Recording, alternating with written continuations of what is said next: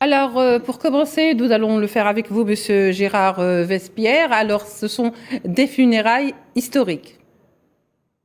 Oui, parce que effectivement, le personnage est assez exceptionnel par sa longévité de règne, n'est-ce pas, comme on l'a maintes fois expliqué. C'est aussi un pays, la Grande-Bretagne, qui a participé ô combien à l'histoire du monde. Et maintenant, en dehors du royaume, eh bien, il y a le Commonwealth, donc il y a cette union de richesses de 2 milliards et demi de personnes.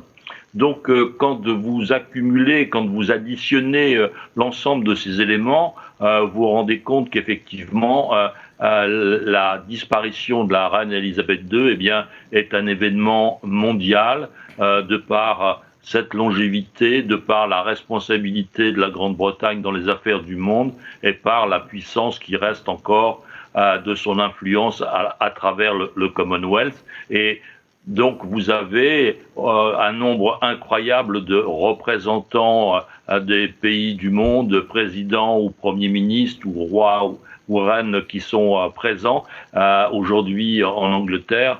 Donc c'est vraiment un événement exceptionnel qu'il nous est donné de vivre, tout comme son couronnement a été aussi exceptionnel. Première retransmission télévisée en 1953.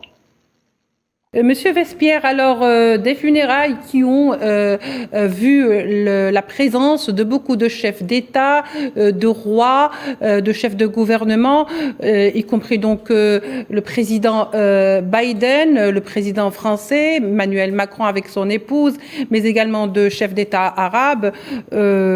Alors 2000 personnes ont été, si vous voulez, ou personnalités ont assisté ou ont accompagné la reine vers sa dernière demeure. Quel commentaire peut-on faire? On peut peut-être faire le commentaire, c'est que les affaires du monde continuent leur chemin, n'est-ce pas? Et s'il y a effectivement énormément de présents, il y a aussi quelques absents.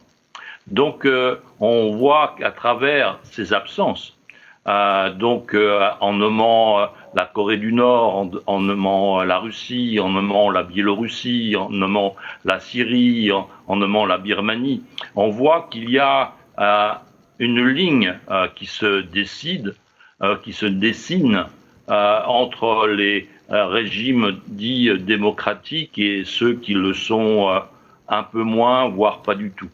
Donc cette situation du monde telle que nous la vivons est encore malheureusement ensanglantée depuis plus de 6 mois maintenant sur le continent européen, eh bien cela se retrouve de façon non étonnante parce que les Britanniques ont souhaité être chez eux dans ce moment difficile avec des personnalités qui sont, disons, proches ou relativement proches de leur histoire et de leurs valeurs.